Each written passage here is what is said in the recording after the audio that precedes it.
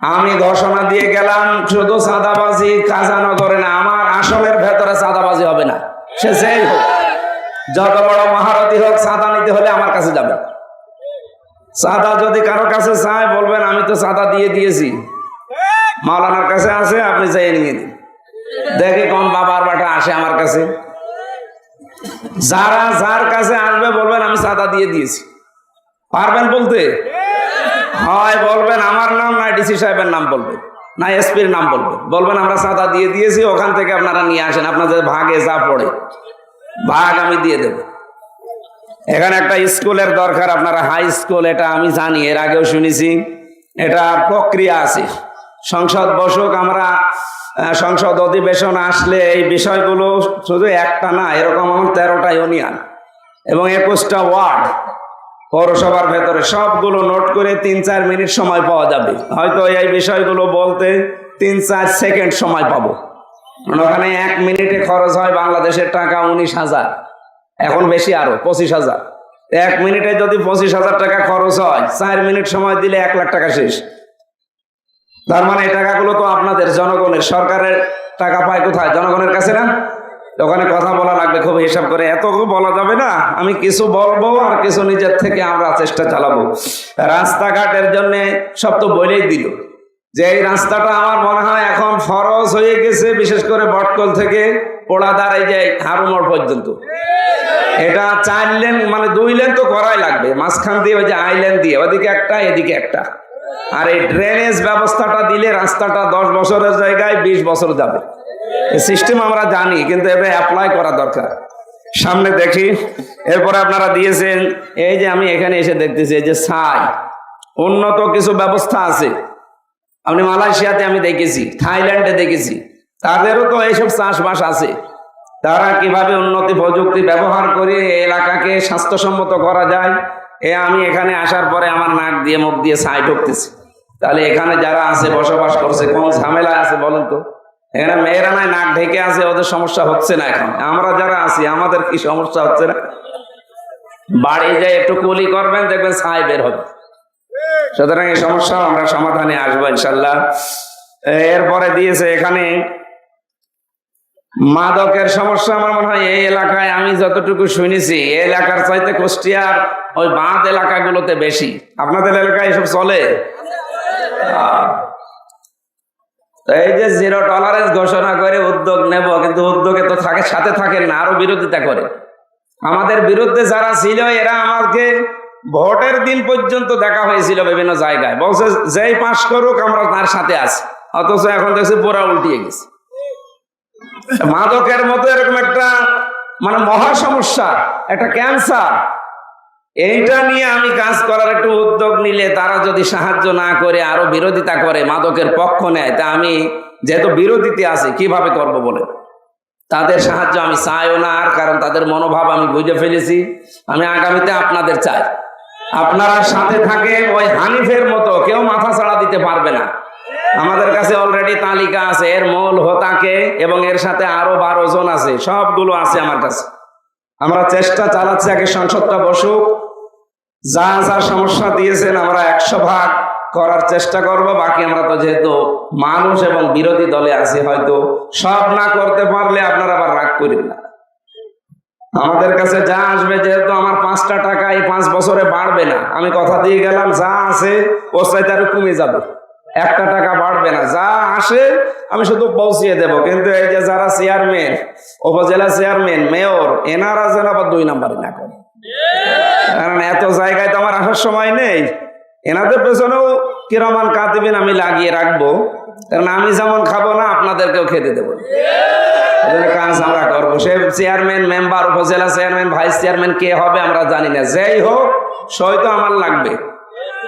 সই করে দেওয়ার পরে আসার পরে আপনারা এই যে স্যার বলছিলেন কাজটা বুঝে নেবেন, তাহলে 5 বছরে আমরা অনেক এগিয়ে যেতে পারবো।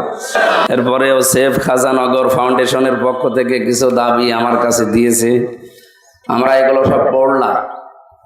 আসলে বাস্তবতা এইটাই যে কাজ এইভাবেই করার দরকার ছিল।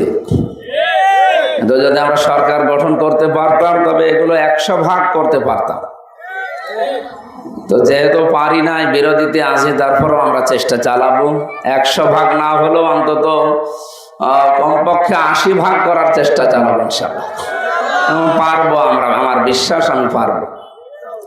এখানে আপনাদের এলাকার সর্বজন শ্রদ্ধাভাজন যারা ব্যবসায়ী মহল এবং বিভিন্ন পর্যায়ের দায়িত্বশীল কথা বললেন, আমাদের কাজ সংসদ সদস্য হিসাবে আইন তৈরি করা এবং এই আইনগুলো প্রণয়নের মাধ্যমে বাস্তবে রূপ দেওয়ার জন্যে এই যে মেম্বার আছে, ইউনিয়ন চেয়ারম্যান আছে, উপজেলা ভাইস চেয়ারম্যান, উপজেলা চেয়ারম্যান, মহিলা ভাইস চেয়ারম্যান, এরপরে মেয়র আছে পৌরসভা কেন্দ্রিক, সিটি হলে সেখানে মেয়র আছে। এই কাজগুলো তারা বাস্তবায়ন করবে। যতগুলো মন্ত্রণালয় বাংলাদেশে এখন আছে, ওনারা জানেন পূর্ণ মন্ত্রী এখন 25 জন, প্রতিমন্ত্রী এখন 24 জন, আরো 11 জন বাকি আছে, 60 জন হওয়ার কথা। আমরা দেখব এগুলো যারা দায়িত্ব পেয়েছে তারা শপথ নেওয়ার দিন অলরেডি ঘোষণা দিয়েছে যে আমার কাছে অন্তত দল বিদল নেই, সব এদেশের 18 কোটি মানুষই আমার। যারা মন্ত্রিত্বের শপথ নিল, আমরা ছিলাম অনুষ্ঠানে বাইরে, এগুলো আমরা টেলিভিশনে দেখছিলাম। এমপিদের যখন শপথ পড়িয়েছে ওই একই কথা দিয়ে, কোরআনের আয়াত দিয়ে, যেহেতু আমরা ভোট পেয়েছি 1,83,84,000, কিন্তু আমার এখন দায়িত্ব 4.5 লাখ মানুষই আমার মাথার উপরে। সবাইকে আমি আমার ভোটার মনে করি, আমার নিজের আপনজন ভাই এবং আমার বন্ধু মহল মনে করছি এদেরকে। আর এভাবে আমরা কাজ করতে চাই। জামাত ইসলামী বাংলাদেশ এভাবে কাজ করে, তার প্রমাণ মাওলানা মতিয়ার রহমান নিজামী, শহীদ আলী হাসান মুজাহিদ রহমতুল্লাহ আলাইহি এবং আমাদের পাশের থানার সাবেক এমপি ছিলেন জনাব আব্দুল ওয়াহিদ রহমতুল্লাহ আলাইহি। তারা যে সমস্ত কাজগুলো করেছে তাদের কাছে দল বেদল, স্বজন প্রীতি, দলীয়করণ, আত্মীয়করণ ছিল। আমি তো তাদেরকে দেখি না, সরাসরি কিছু কর্মকাণ্ড পড়েছি এবং শুনেছি। তারা যেভাবে চলেছে আমরা ঠিক ওইভাবে চালানোর চেষ্টা করবো ইনশাআল্লাহ। মান আহাব্বা লিল্লাহি ওয়া আবগাদা লিল্লাহ ওয়া আতাআ লিল্লাহ ওয়া মানাআ লিল্লাহ ফাকাদ ইসতাকমালাল ঈমান। আমাদের কাজ হবে এই হাদিসের উপরে ভিত্তি করে আগামীতে ইনশাআল্লাহ। প্রিয় খাজানগরবাসী, যতগুলো কথা আমরা অলরেডি বলে ফেলেছি আপনাদের মেহমানদের, এবং আমার কথা যেগুলো সব লিখে দিয়েছেন এইগুলো আমার কথা, কিন্তু এইগুলো করতে গেলে কিছু মানুষ নামে আসলে এদেরকে কলঙ্ক বলা লাগে। এরা আরো সৎ কাজে ভালো কাজে সাহায্য সহযোগিতা করবে কি, এরা কি করে বিরোধিতা করে কালার করা যায় জাতির সামনে, অলরেডি তারা উঠে পড়ে লেগেছে। এমপির কি কি কাজ সব তো আমাদের কাছে আছে, এই কাজগুলো আমাদেরকে ট্রেনিং দিয়েছে, কিভাবে করা লাগবে সব আমরা অলরেডি বই পড়ে পড়ে জানতেছি। সেই হিসাবে কাজ করতে গেলে তো অন্তত 1 পাও নড়া সম্ভব না। আমাদের কেন্দ্র থেকে নির্দেশ ছিল, সেই নির্দেশ মোতাবেক আমি ডিসি সাহেবকে নিয়ে কালকে একটা ভালো কাজের উদ্যোগ নিয়েছিলাম যে সিন্ডিকেট করে বাজারে যারা এটা ভেঙে দেওয়া লাগবে। কারণ রমজান মাসে পৃথিবীর অন্যান্য মুসলিম দেশ না, অমুসলিম দেশেও তারা খাবার এবং নিত্যপণ্যের জিনিসের দাম কমায়, আর এই দেশের সিস্টেম আরো বাড়িয়ে দেয়। এই যে বাড়ায় কারা, এগুলো খুব বেশি না, হাতে গোনা কিছু মানুষ সিন্ডিকেট করে এটা বাড়িয়ে দেয়। এইটা যদি ভেঙে ফেলা যায় তাহলে আমরা 5 জনের মাজা ভেঙে দিলে অন্তত 5,000 মানুষ শান্তিতে থাকতে পারবো। কালকে বাজার মনিটরিং এ আমার সাথে ডিসি সাহেবের থাকার কথা, উনি ব্যস্ত ছিলেন, ম্যাজিস্ট্রেটকে পাঠিয়েছিলেন। আমি কিছু জায়গা ঘুরে কয়েকটা জিনিসের অসঙ্গতি পেয়েছি। ম্যাজিস্ট্রেট আমারে বলছে গতকালকেও এখানে রেড দিয়েছি, জরিমানা অলরেডি করেছি, কিন্তু এর কোনো পরিবর্তন নেই। 24 ঘন্টা পার হয়ে গেছে সেই কথা বলার জন্য যেটা 5 মিনিট লাগে, এই 24 ঘন্টায় সে কিছুই করে না। এখন কি করব বলেন? আপনাদের আইন কি আছে? উনি বলছে এই আইন হচ্ছে 1 লাখ টাকা জরিমানা আর 1 বছরের জেল। কারণ কোনো পণ্য আপনি যদি কোনো জায়গা থেকে কেনেন, সেটা যদি 35-40 কিলোমিটারের ভেতরে আপ ডাউন হয়, তাহলে সরকারি নিয়ম এবং ইসলামেরও নিয়ম হচ্ছে সর্বোচ্চ একটা জিনিস যা দিয়ে কিনবেন সেখান থেকে 18 থেকে 20 টাকা আপনি লাভ করতে পারবেন। আমার কথা বুঝতেছেন আপনারা? এখন যেই 2টা দোকানে, বিশেষ করে কলার আড়তে এবং মুরগির দোকানে, সেখানে 4 প্রকার মুরগি পাওয়া যায়। ব্রয়লার মুরগি আছে, এরপরে ওই যে পোল্ট্রি মুরগি আছে, সোনালী মুরগি আবার 3 প্রকার, এরপরে দেশি মুরগি আছে। তো তো ওইগুলোর ব্যাপারে কথা নেই, ওইগুলোর দাম যা বলছে সরকারি নিয়মে এবং ব্যবসায়িক নিয়মে ঠিক আছে। কিন্তু দেশি মুরগিটা একটা আকাশ পাতাল করে ফেলেছে।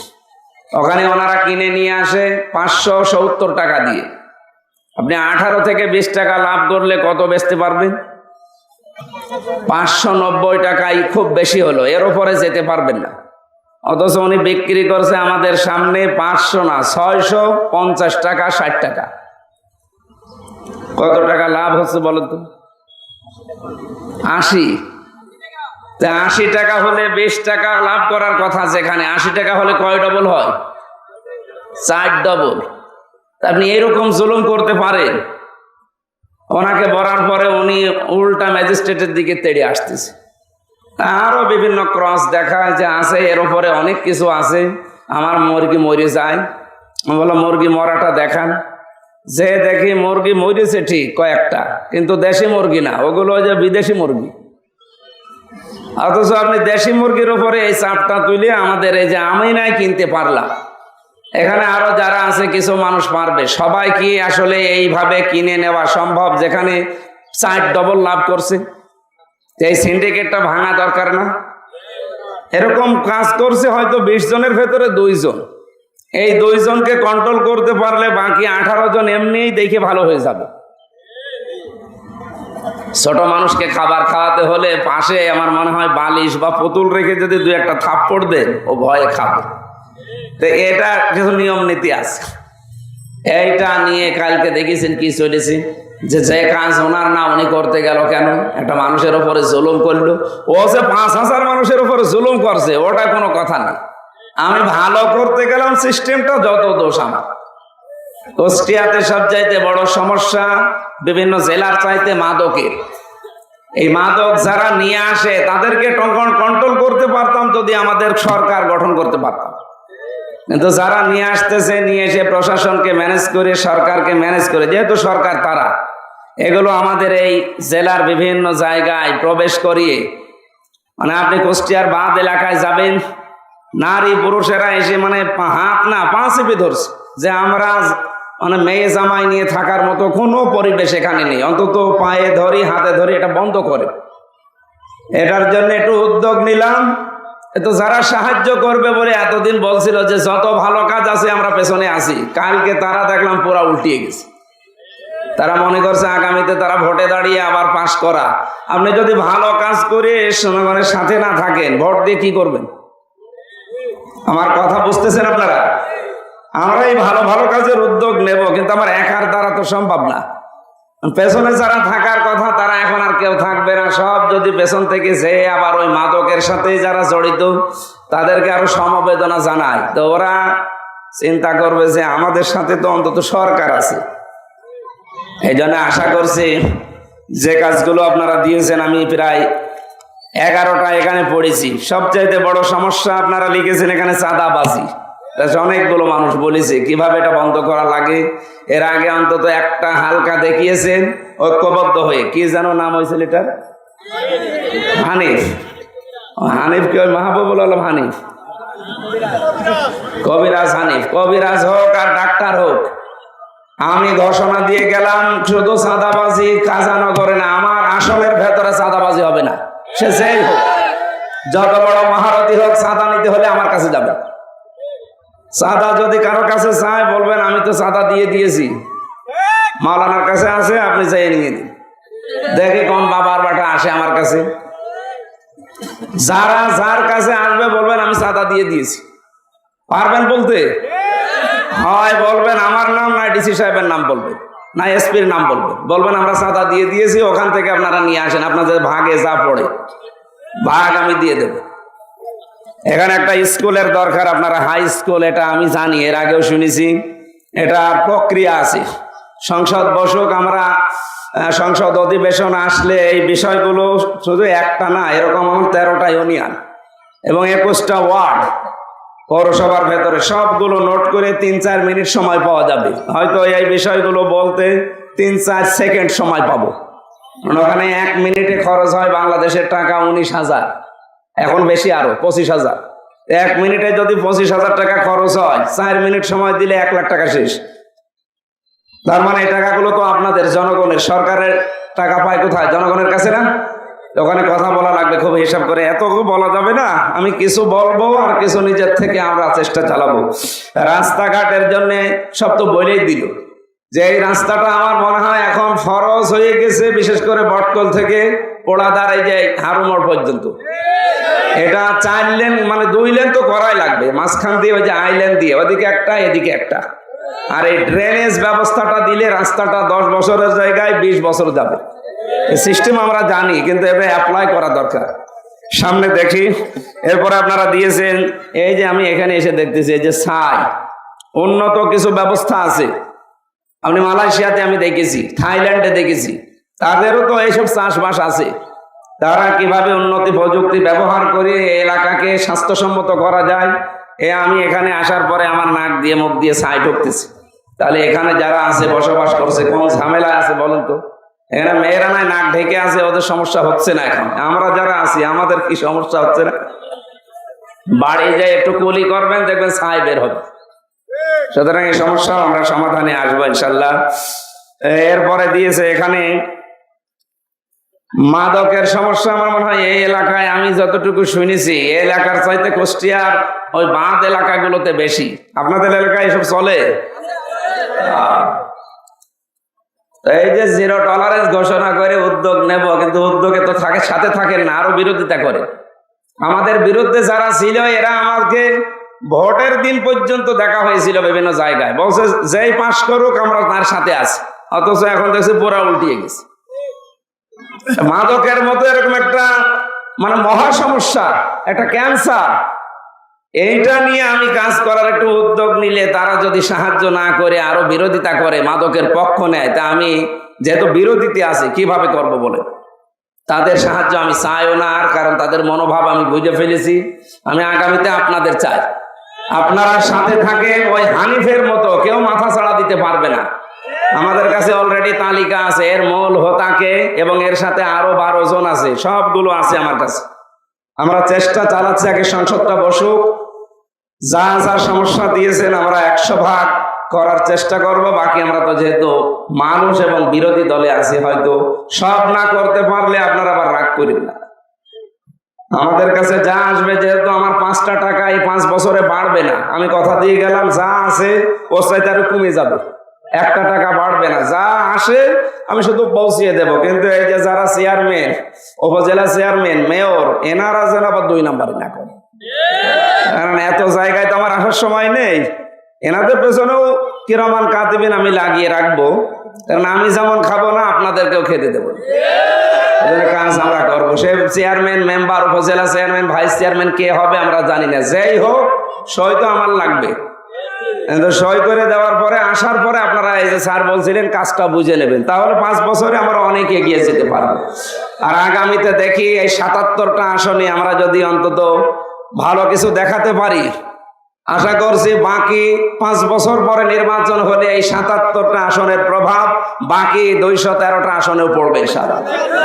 আগামীতে ইসলাম আসবে দেশে আমাদের বিশ্বাস, এবং আমরা 100 ভাগ নিরাপদে থাকতে পারবো। আজকের এই সংবর্ধনায় যারা সম্পৃক্ত তাদেরকে ধন্যবাদ জানাচ্ছি। আর স্যার তো জানিয়েছে মেয়েদেরকে, মেয়ের আবেগ দেখলে না টাকার মালা বানিয়ে পড়াবে, ওনার আবেগকে আমি সম্মান করছি। কিন্তু সমস্যা হচ্ছে যে এরা তো কালকেই লিখবে যে হুজুরের কোনো পর্দা নেই, বেপর্দা, এই সারা দেশে চলবে। এই জন্য মার কাছে আমি মাপ চাচ্ছি, আপনি আপনার ছেলেকে দিয়ে পাঠান, আমি ওটা গ্রহণ করছি আর আমি গ্রহণ করে নিয়েছি। আগামীতে সবাই সাথে থাকবেন এই দোয়া করি। আরো কিছু কাজ আছে আমাদের, ওইগুলো করবো বলে দোয়া চেয়ে বিদায় নিচ্ছি। আমি আসবো আবার ইনশাল্লাহ। আসসালামু আলাইকুম।